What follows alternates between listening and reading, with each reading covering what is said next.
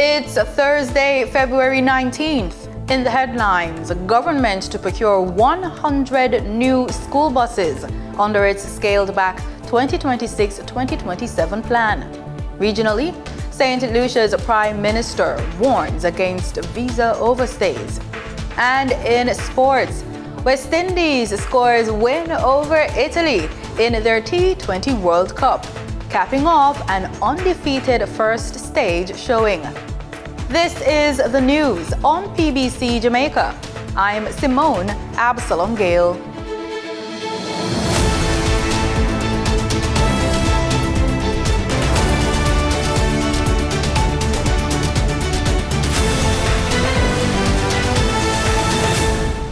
The government will procure 100 new school buses in fiscal year 2026-2027 under Phase 2 of the National Rural School Bus System, as it scales back earlier plans due to the financial impact of Hurricane Melissa. Transport Minister Darrell Vaz announced that the acquisition has been reduced from 150 to 100 units, following consultations with the Ministry of Finance and the Public Service. However, he says that the buses will be brand new, marking a shift from previously used vehicles. Minister Vaz says the ministry is preparing to submit the proposal to the Public Investment Appraisal Branch for approval before proceeding to an international tender process. He notes that the government remains committed to modernizing and strengthening the rural school bus program to ensure safe and affordable transportation for students. Additionally, 100 new buses will be procured for the Jamaica Urban Transit Company to serve commuters in Kingston Metropolitan Transport Region, with that tranche scheduled for the 2027-2028 financial year, alongside Phase 3 of the Rural School Bus System. Motorists in St. Catherine with outstanding traffic tickets are being urged to act quickly. The Court Administration Division says drivers must register by February 20 to participate in its Traffic Ticket Public Day on March 4, an initiative aimed at clearing long-standing matters and reducing case backlogs in the parish courts. Since registration opened on January 20, the St. Catherine Traffic Court has already listed nearly 4,000 tickets. Officials warn that walk-ins will not be accommodated as files must be prepared in advance. There are an estimated 200,000 outstanding traffic tickets awaiting resolution in the parish, placing significant pressure on the court system. The judiciary says the public day will be providing motorists with an orderly opportunity to settle matters before enforcement action, including warrants, becomes necessary.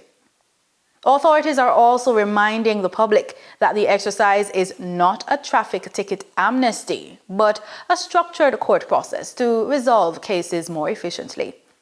Motorists can register by emailing their TRN and a copy of their ticket to ets@jamaicajudiciary.gov.jm or via WhatsApp at 876-453-5060. That's 876-453-5060. The initiative applies only to tickets issued within St. Catherine. A national strategic plan for HIV 2023-2030 has been launched by the Ministry of Health and Wellness, setting out a comprehensive framework aimed at cutting new HIV infections by 40% by the end of the decade. Speaking at the official launch ceremony recently, State Minister for Health and Wellness, Crystal Lee, said the plan provides a clear roadmap to achieving epidemic control. We will scale the prevention tools that work: condoms, targeted outreach, HIV testing and self-testing, post-exposure prophylaxis, and pre-exposure prophylaxis for those at substantial risk. Increase treatment cover and achieve the 95 by 95 by 95 targets by 2030. We must expand treatment access points across the nation. Minister Lee stressed that the national response must be strengthened and expanded to meet existing and emerging challenges. It is a plan with a simple objective, that every person, no matter who they are or where they live, can be healthy, productive, and safe in a Jamaica which is free of new HIV infection. According to data from the Health Ministry, Jamaica has recorded notable progress in its HIV response, including a 35% reduction in new infections since 2010, high levels of HIV status awareness, and the elimination of mother-to-child transmission of HIV and syphilis in 2024. However, the state minister acknowledged persistent challenges, including high levels of sexual activity among adolescents, as well as stigma and discrimination, which continue to create gaps in access to services. We know that 47% of in-schools adolescents are sexually active, and 61% have had their first sexual experience before age 14. Young people aged 15 to 24 carry a high burden of STIs. These realities tell a story.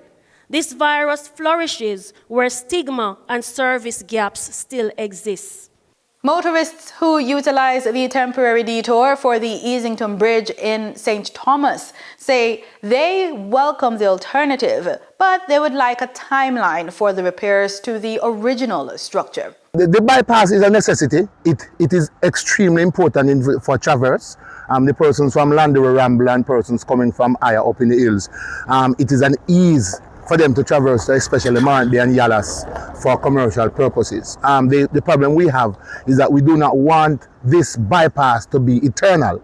We want it to be an ease for them for a period of time that it must be specified as to when the bridge itself will be corrected for the persons to have the ease of traffic going forward. A temporary ford has been created and will assist motorists in crossing the section of Yallas River that flows through the section of that community, Easington community. However, motorists are somewhat wary of the detour. Well, this bypass, I wouldn't mind them make a bridge on it, because this come like, different from the river course. But anyhow, it's good still, because it's a little shortcut, we don't want to bring no blood, but anyhow, I bless there. The Easington Bridge was one of two structures that were damaged during the passage of Hurricane Melissa last October. The bridge remains closed and is slated to be replaced under the government's multi-billion-dollar bridge replacement program. Denise Williams will bring us the business report.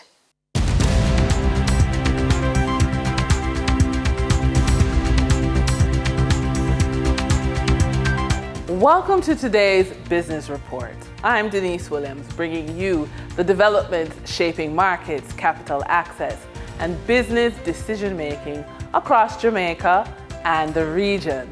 Let's get into the stories that matter. The government says that a select group of public sector enterprises, which includes the National Housing Trust, Port Authority of Jamaica, and Urban Development Corporation, are expected to generate an overall surplus of $19.8 billion during the next fiscal year, compared with $5.4 billion this year. The government also says it will be providing these entities with $31.2 billion in subsidies, and that they will use this money and their operating surpluses to drive their capital projects. The capital budget of these agencies is projected at $105.4 billion during the next fiscal year. The National Housing Trust is planning to spend $50.3 billion on capital or long-term projects. The Port Authority of Jamaica, $10.5 billion, Airports Authority of Jamaica, $9.5 billion, the Urban Development Corporation, $5.5 billion, and the National Water Commission, $3.6 billion. The National Housing Trust and Port Authority account for 62% of the total capital investments of these bodies. Sandals Duns River hosted the opening of its new convention center and boardrooms.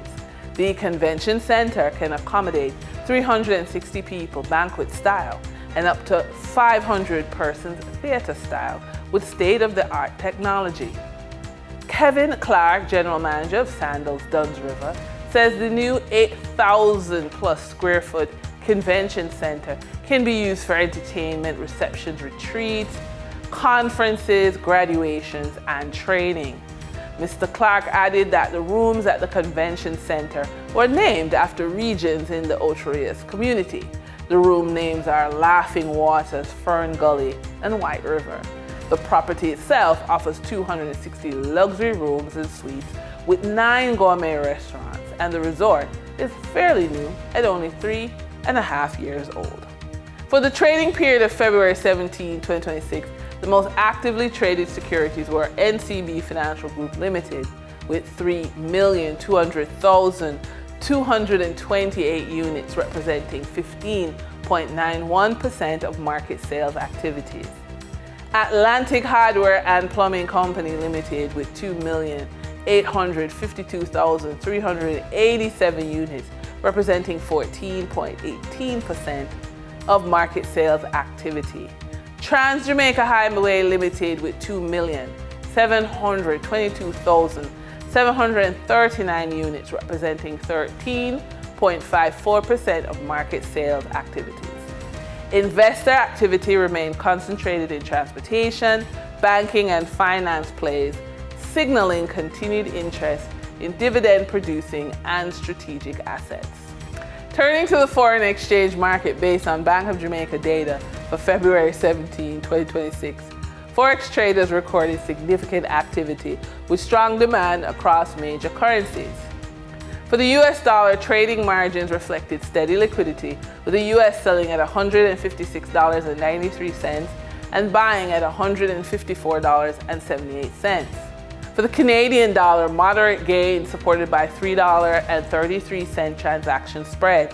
The Canadian dollar sold for $115.27 and was bought for $111.94.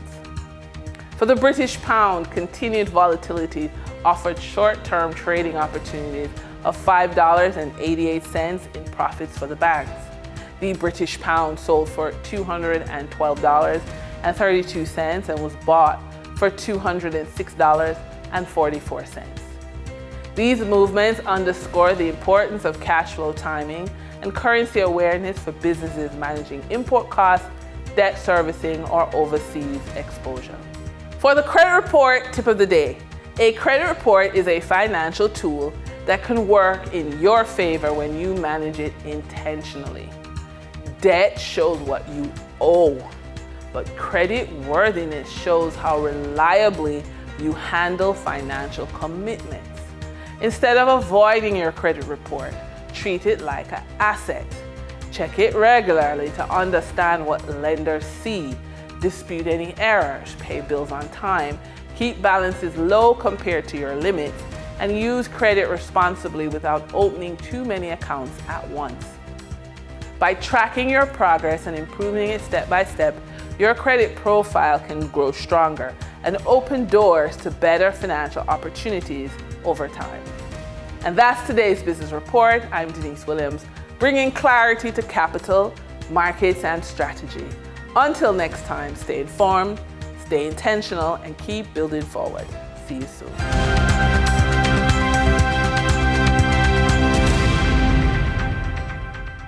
In regional news, Prime Minister Philip J. Pierre is warning St. Lucians against overstaying their visas while traveling overseas. The Prime Minister says breaches of immigration rules carry serious consequences, cautioning that individual violations could restrict future travel opportunities for citizens and damage St. Lucia's international reputation and diplomatic standing. Overstaying a visa in a foreign jurisdiction can trigger immediate cancellation, severe penalties, including re-entry bans ranging from 3 to 10 years, and potential deportation. Prime Minister Philip J. Pierre is sounding the alarm on the necessity of strict compliance with visa regulations. He cautioned that such violations carry consequences extending far beyond the individual, potentially impacting the nation's standing. Visiting foreign countries on a visa and overstaying, we must stop it. We must stop it. We must stop it. Because visiting somebody's country is a privilege, if someone applies for a visa and they get time 6 months, do not spend 6 months and a day. That can affect us in ways that we may not be able to understand. I've always made that point. When we overstay our visas and we do things, go to other people's countries and don't follow their laws and things, it affects everybody. Anyone who wants to believe that they're going to isolate some political party and say because you're red or because you're yellow, that don't exist. So this is why it's very important that each person, and I've made the point of personal responsibility many times before, taking personal responsibility for your action is so important moving forward. I've made a point about agriculture, about food security. I've made a point about water, rainwater harvesting. I've made a point so many times, and I want us as a people to begin to take personal responsibility for our own actions, because our personal irresponsibility can affect many people. And that's one small way to not overstay in people's countries. Prime Minister Pierre stressed that non-compliance could jeopardize collective travel privileges, strain bilateral ties, and create broader economic and social repercussions for St. Lucia. He noted that the current global landscape, fraught with geopolitical threats and heightened tensions, is among the most volatile he has witnessed in his extensive political career. It has never been a more difficult time to be at the head of a small country. It has never been so difficult, I can tell you. Both from the economic point of view, from the geopolitical point of view, it has never been so difficult. Never been. We've gone for the crisis, we've gone to crises, but this time has never been that difficult. This local warning arrives as global immigration landscapes shift toward restriction.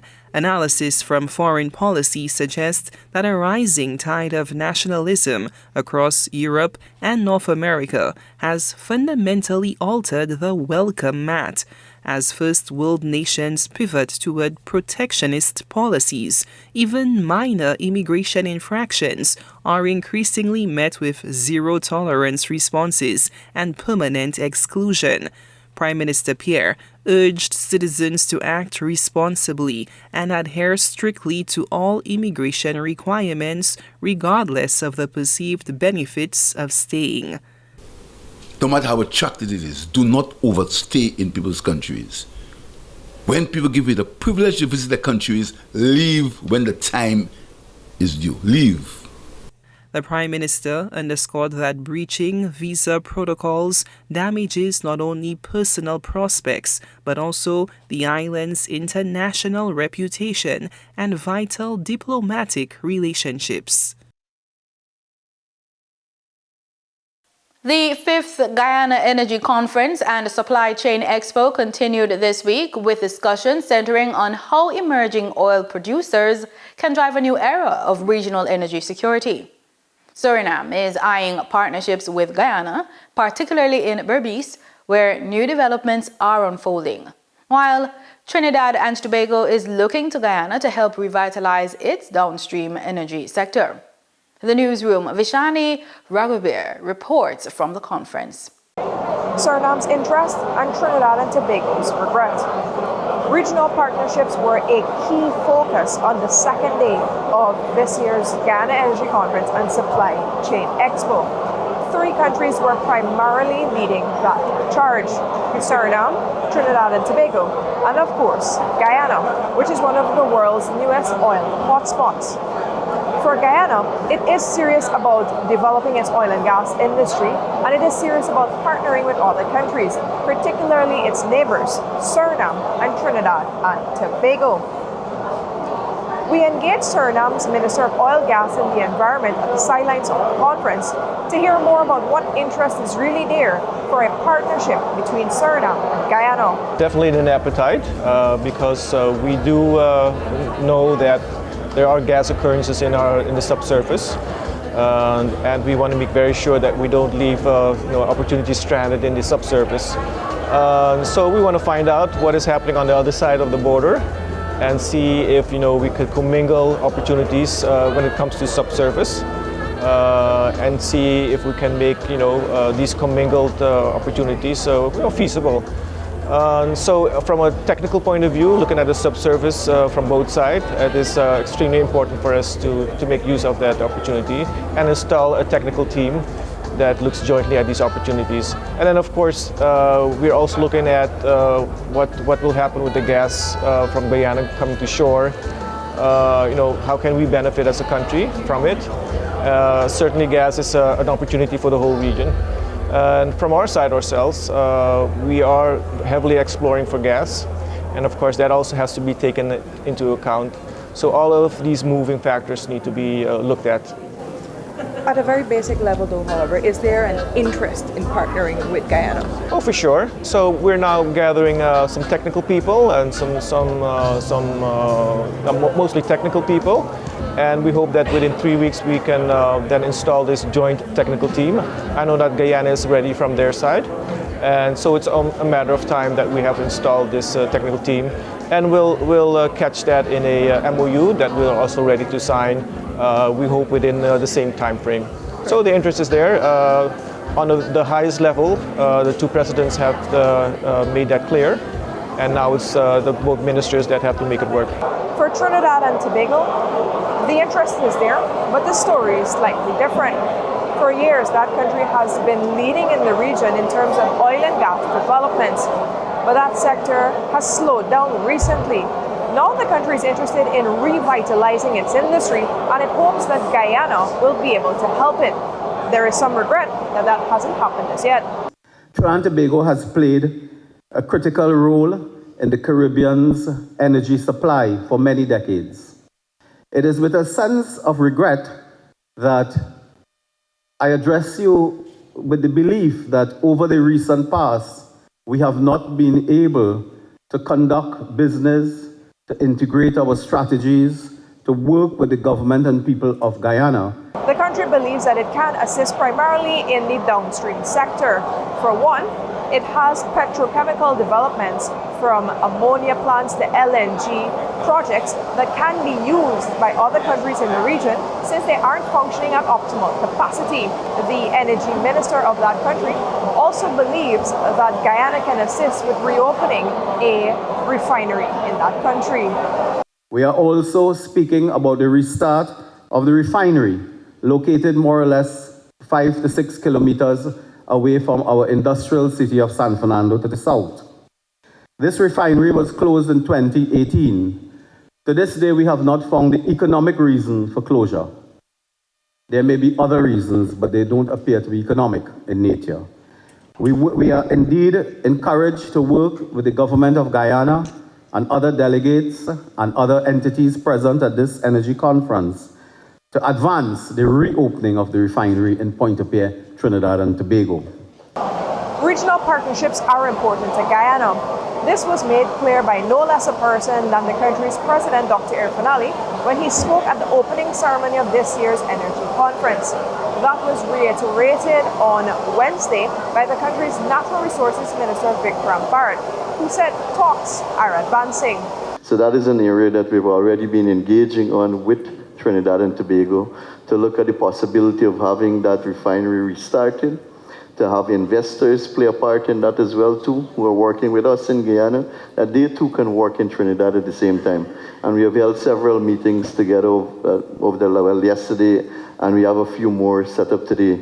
The Energy Conference continues throughout this week, and regional partnerships will continue to be in focus as discussions on everything related to oil and gas development in Guyana and the wider Caribbean unfold. For the newsroom, I'm Prashani Raghaber. We begin our sports report with athletics. GC Foster College of Physical Education and Sport and the Jamaica Athletics Administrative Association will host a javelin clinic on Thursday, featuring international thrower Curtis Thompson as lead facilitator. The session is open to coaches and athletes at all levels and forms part of ongoing efforts to strengthen technical development in Jamaica's track and field program. Mr. Thompson, a bronze medalist at the 2025 World Athletics Championships, will provide technical instruction, training guidance, and on-field demonstrations aimed at improving performance and coaching effectiveness. The clinic will be coordinated by Coach Marlon Gale, who described the initiative as a key opportunity to build capacity and enhance the technical foundation of javelin throwing across the island. Now on to cricket. West Indies stumped Italy by 42 runs, completing the T20 World Cup group stage undefeated.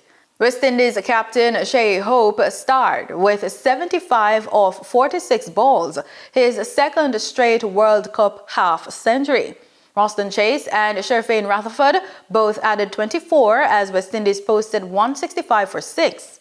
Italy struggled to make any sort of dent in their run chase, slipping to 37 for 3 after the power play.